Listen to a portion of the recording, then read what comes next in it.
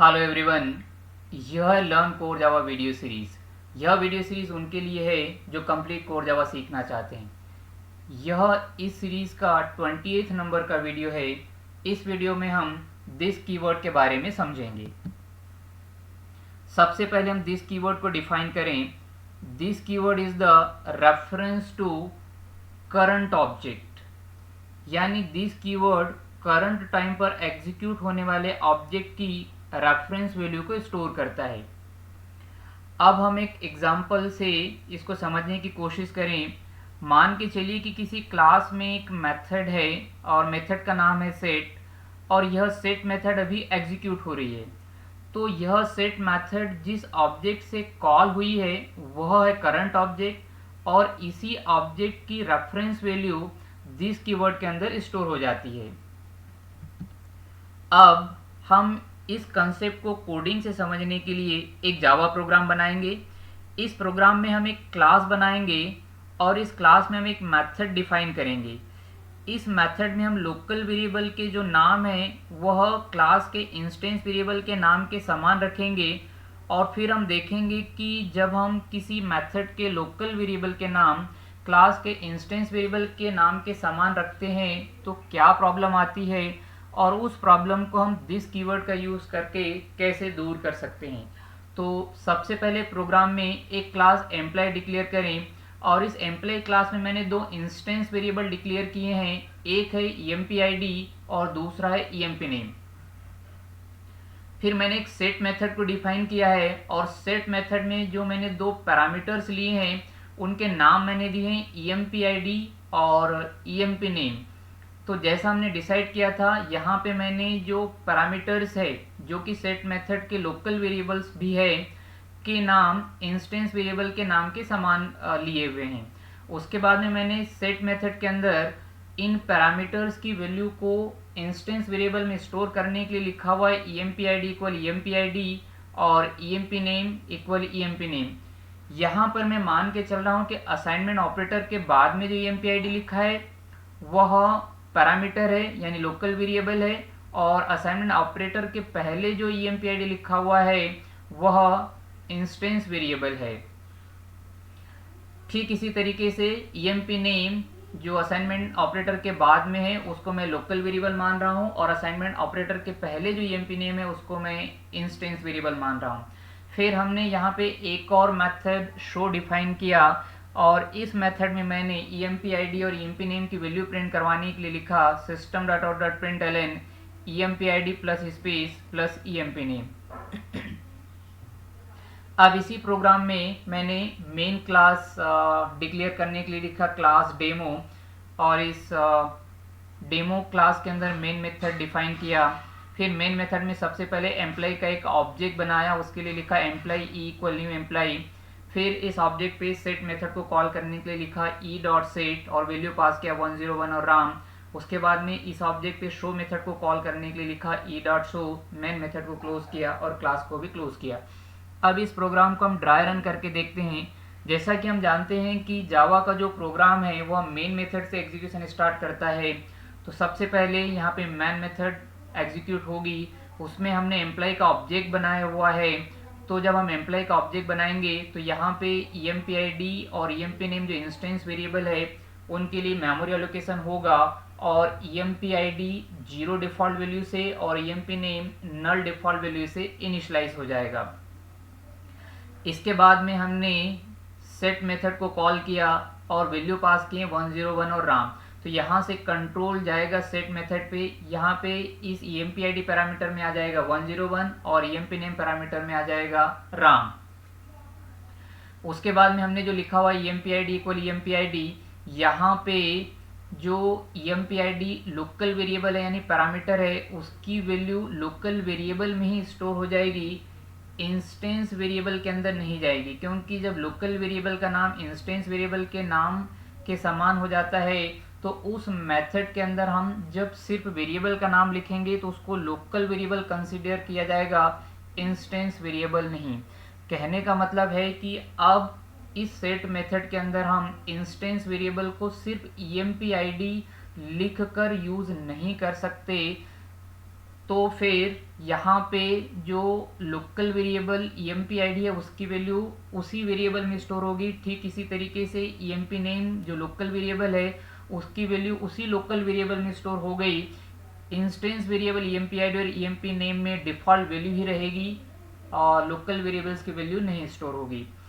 तो फिर जब हम e.show मेथड को कॉल करेंगे तो ईएमपी आईडी और ईएमपी नेम की जो वैल्यू है वो हमें प्रिंट होके मिलेगी 0 और नल। डिफ़ॉल्ट वैल्यू जो वैल्यू हमने प्रोवाइड की है वह नहीं मिलेगी। इसलिए जब इस प्रोग्राम को हमने जावा सी कमांड देके कंपाइल किया और जावा कमांड देके रन किया तो आउटपुट में हमें मिला 0 और नल। अब इस प्रोग्राम में हम थोड़ा सा चेंज करें। सेट मेथड के अंदर हमने जो यह EMP ID equal EMP ID लिखा है और EMP name equal EMP name लिखा है, इसी को हम लिखें this dot EMP ID equal EMP ID और this dot EMP name equal EMP name.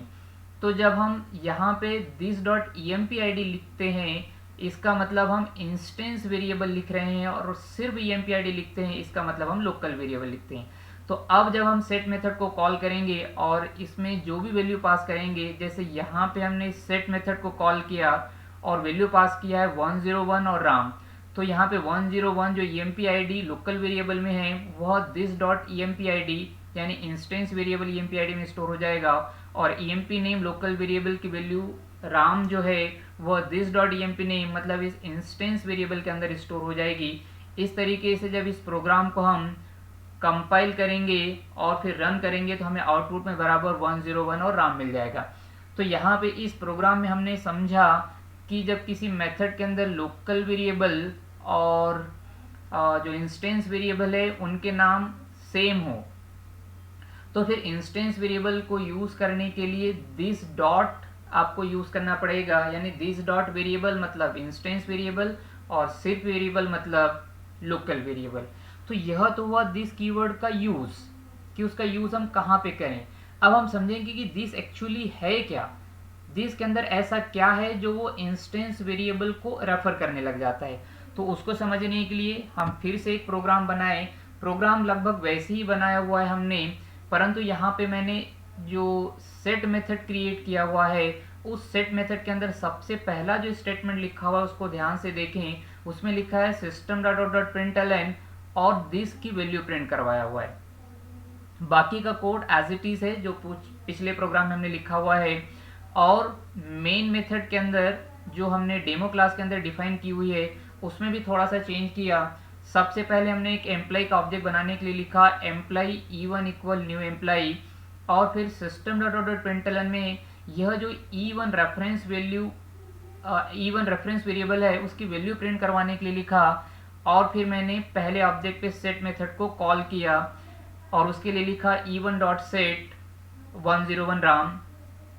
उसके बाद में एम्प्लॉय का एक और ऑब्जेक्ट बनाया, उसके लिए लिखा employ E2 equal new employ और उसके बाद फिर से हमने यह जो दूसरा रेफरेंस वेरिएबल है E2 जो दूसरे एम्प्लॉय के ऑब्जेक्ट को रेफर कर रहा है उसकी भी वैल्यू प्रिंट करवाने के लिए सिस्टम डॉट डॉट प्रिंटलन में हमने लिख दिया है E2। उसके बाद में E2 जो कि दूसरे ऑब्जेक्ट के रेफरेंस वैल्यू को स्टोर करता है उस पर भी सेट मेथड को कॉल करने के लिए लिखा E2 डॉट सेट और वैल्यू पास किया 102 और शिव। इस प्रोग्राम को भी हम ड्राई रन करके और इसका आउटपुट हम चेक करें और समझें कि क्या रेफरेंस वेरिएबल में और दिस कीवर्ड में कोई रिलेशन है और यदि है तो वह क्या है। तो जैसा कि हम जानते हैं कि मेन मेथड ही प्रोग्राम का एग्जीक्यूशन स्टार्ट करता है, तो यहाँ से प्रोग्राम एग्जीक्यूशन स्टार्ट होगा। सबसे पहले एम्प्लॉय का एक ऑब्जेक्ट बना। ऑब्जेक्ट बनाने के बाद में मैंने इसका रेफरेंस वैल्यू E1 में स्टोर करवाया हुआ है और उसकी जो वैल्यू प्रिंट करवाया है। तो यहाँ देखें आउटपुट में क्या लिखा हुआ आया। आउटपुट में आया हुआ है E1 इक्वल एम्प्लॉय @ और फिर हेक्साडेसिमल में एक नंबर लिखा हुआ है। एक्चुअली एम्प्लॉय @ यहाँ पे इसलिए लिखा हुआ है क्योंकि जो ऑब्जेक्ट है वो एम्प्लॉय क्लास का, इसलिए एम्प्लॉय लिखा हुआ है और उसके बाद में लिखा हुआ है @ के बाद में जो हेक्साडेसिमल में यह नंबर लिखा हुआ है यही पहले ऑब्जेक्ट की रेफरेंस वैल्यू है। उसके बाद में हमने सेट मेथड को कॉल किया तो कंट्रोल जाएगा सेट मेथड पे जो कि पहले ऑब्जेक्ट की वजह से कॉल हुई है। फिर सेट मेथड में हमने दिस की वैल्यू को प्रिंट करवाने के लिए स्टेटमेंट लिखा है। तो अब यहाँ देखें दिस की वैल्यू में क्या प्रिंट हो रहा है, तो यहाँ पे लिखा हुआ है this equal employee at the rate और हेक्साडेसिमल में एक नंबर। इस नंबर को आप ध्यान से देखें, यह वही नंबर है जो E1 के अंदर स्टोर है, यानी पहले ऑब्जेक्ट की रेफरेंस वैल्यू। तो जब हमने सेट मेथड को पहले ऑब्जेक्ट पे कॉल किया तो इसके अंदर पहले जो ऑब्जेक्ट है उसकी जो रेफरेंस वैल्यू है वो दिस के अंदर स्टोर हो चुकी है। फिर हमने दूसरा ऑब्जेक्ट बनाया जिसका जो रेफरेंस वैल्यू है वो E2 में स्टोर हो गया। फिर हमने E2 की वैल्यू को प्रिंट करवाया हुआ, तो यहाँ पे आउटपुट में देखें E2 इक्वल एम्प्लाई जो कि क्लास का नाम है एट द रेट, और उसके बाद में हेक्साडेसिमल में जो नंबर लिखा हुआ है वह है दूसरे ऑब्जेक्ट की रेफरेंस वैल्यू, तो वह प्रिंट होगी। उसके बाद में हमने दूसरे ऑब्जेक्ट पर जब सेट मेथड को कॉल किया तो कंट्रोल जाएगा सेट मेथड पे, और यहाँ पे भी हमने दिस की वैल्यू को प्रिंट करवाया।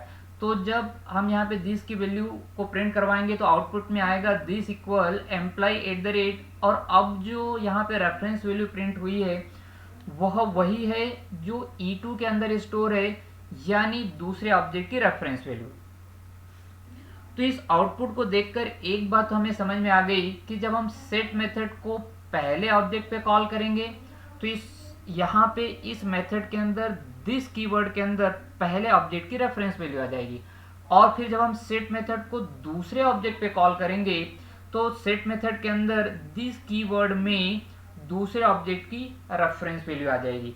इसलिए हम कहते हैं कि सेट मेथड जिस ऑब्जेक्ट से एग्जीक्यूट होगी वह ऑब्जेक्ट होगा करंट ऑब्जेक्ट, और इस करंट ऑब्जेक्ट की रेफरेंस वैल्यू दिस कीवर्ड के अंदर स्टोर हो जाती है। इसीलिए हम दिस कीवर्ड को डिफाइन करते हैं, this keyword is the reference to current object. इस तरीके से इस वीडियो में हमने दिस कीवर्ड के बारे में समझा। कोर जावा के अन्य टॉपिक्स को समझने के लिए आप learn core Java video series के अन्य वीडियोस को भी देखें, और जावा से रिलेटेड कोई भी क्वेरीज यदि है तो उसको कमेंट बॉक्स में अवश्य लिखें। Thanks for watching this video.